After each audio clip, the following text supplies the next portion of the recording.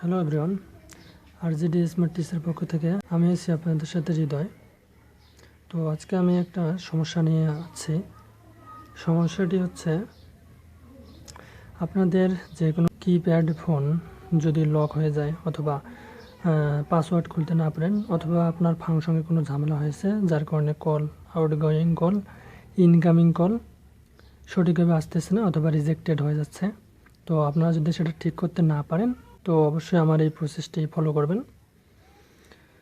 তো বিভিন্ন কিপ্যাড ফোনের বিভিন্ন রকম পিনকোড অথবা পাসকোড দেওয়া থাকে। তো আজকে আমার হাতে যে ফোনটা এটা হচ্ছে Q9 মডেল।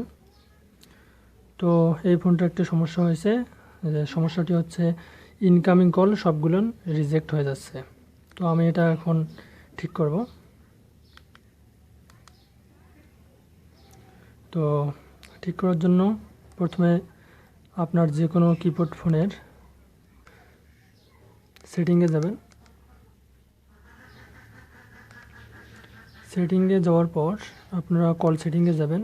কল সেটিংয়ে গিয়ে প্রথমে দেখবেন যে কল ডুয়েল সিমটা ঠিকভাবে চালু আছে কিনা। তাই এখানে আমার সিম 1 সিম 2 দুটাই চালু আছে। ফ্লাইট মোড অফ করা আছে, সিলেক্ট হোয়েন পাওয়ার এটা অফ করা আছে। তো এখানে সব ঠিক আছে। কল ডিভার্ট অপশনে যাবেন, গিয়ে আপনারা এগুলো চেক করে দেখবেন যে এগুলো কোনো ডিভার্ট অপশনগুলো চালু করা আছে কিনা। এই অপশনগুলো চালু করা থাকলে আপনার ফোন ঢুকবে না, আপনার যে কোনো ইনকামিং কল আপনার সেটা আসবে না। তো এগুলো চালু করার জন্য প্রথমে অপশন সিলেক্ট করবেন, তারপর চেক স্ট্যাটাসে ক্লিক করবেন। তো স্ট্যাটাসে চেক করার পর চেক স্ট্যাটাসে ক্লিক করার পর আপনারা এখানে দেখতে পারবেন যদি অন করা থাকে এখানে শো করবে। তো এখানে যেহেতু অন করা নাই সেখানে প্রোভাইডেড নট রেজিস্টার্ড, এখানে রেজিস্টার্ড করা নাই। তারপর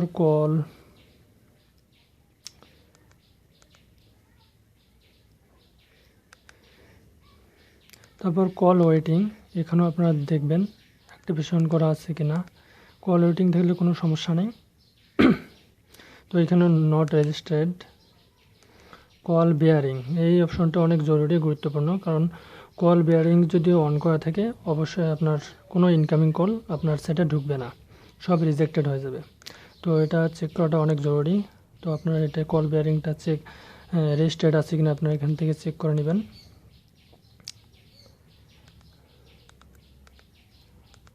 এইভাবে চেক স্ট্যাটাসে ক্লিক করবেন। তো এখানে নট অ্যাক্টিভেটেড আছে। তো আপনারা এইভাবে সবগুলো চেক করে নেবেন। যদি কল বেয়ারিং অন করা থাকে তো অবশ্যই আপনার ক্যান্সেল অল বেয়ারিংয়ে ক্লিক করে ক্লিক করার পর আপনারা এখানে আপনার ফোনের পিন কোডটি বসাবেন। তো পিন কোডটি বসার জন্য বিভিন্ন সেটের বিভিন্ন রকম পিন কোড দেওয়া থাকে, যেমন নোকিয়া ফোনগুলো, চায়না ফোনগুলো বিভিন্ন রকমের। কোনো ফোনে 0000 এটা দেওয়া থাকে, কোনো ফোনে 1112 দেওয়া থাকে, কোনো ফোনে 1234 দেওয়া থাকে। তো আমার এখানে সম্ভবত 1234 এটা দেওয়া আছে। 1234 এটা দেওয়া আছে।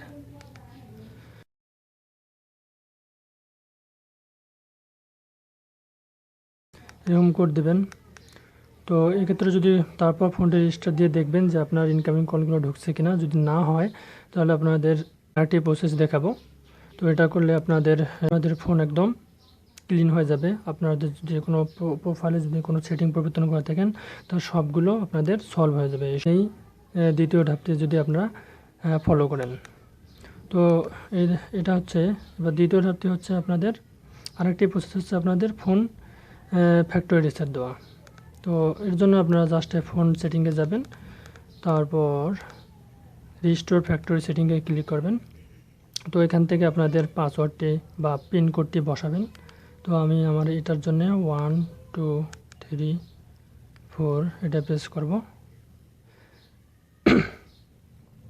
তারপর আমি জাস্ট এখানে ফ্যাক্টরি রিসেটে ক্লিক করব। তো এখানে শো করতেছে যে ক্লিয়ার ইউজার ডাটা। তো ক্লিয়ার ইউজার ডাটা হচ্ছে আপনারা যদি কোনো ফাংশনে বা সেটিংয়ে ভুল করে থাকেন, যার কারণে আপনাদের ইনকামিং কল অথবা আউটগোয়িং কলে কোনো প্রবলেম হচ্ছে, তো এটা সলভ হয়ে যাবে। পুনরায় আপনাদের ফোনটি নিউ হয়ে যাবে, যেমনটি আপনারা মার্কেট থেকে ক্রয় করেছিলেন। তো আমি এখন ফ্যাক্টরি রিসেট দিলাম।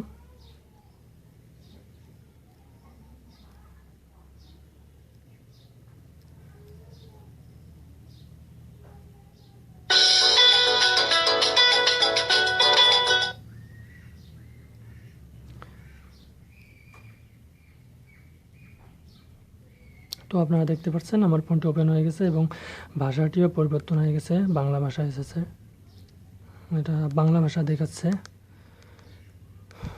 তো আমার সমস্যাটি সলভ হয়ে গেছে। এখন আমি চাইলেই আমার বাংলা ভাষাটি চেঞ্জ করতে পারি। তো এখানে বাংলা ভাষা আছে, ভাষা চেঞ্জ করার জন্য ফোন সেটিং, ভাষা এবং প্রদর্শন করা ভাষা, এখানে ইংলিশ সিলেক্ট করে দেব। তো আপনারা দেখতে পেলেন যে কীভাবে ফ্যাক্টরি রিসেট দিতে হয় কিপ্যাড ফোনগুলোতে। তো আশা করি আপনাদের এই ভিডিওটি অনেক উপকারে আসবে, যারা আপনারা এই প্রবলেমে পড়েছেন। তো ভিডিওটি ভালো লাগলে অবশ্যই সাবস্ক্রাইব করবেন। সাবস্ক্রাইব করলে আমার যতগুলো নতুন নতুন ভিডিও আপলোড করব সব আপনাদের কাছে পৌঁছে যাবে। তো আজ এই পর্যন্তই, দেখা হবে অন্য কোনো দিন অন্য কোনো ভিডিওতে। ভালো থাকবেন, সুস্থ থাকবেন, আল্লাহ হাফেজ।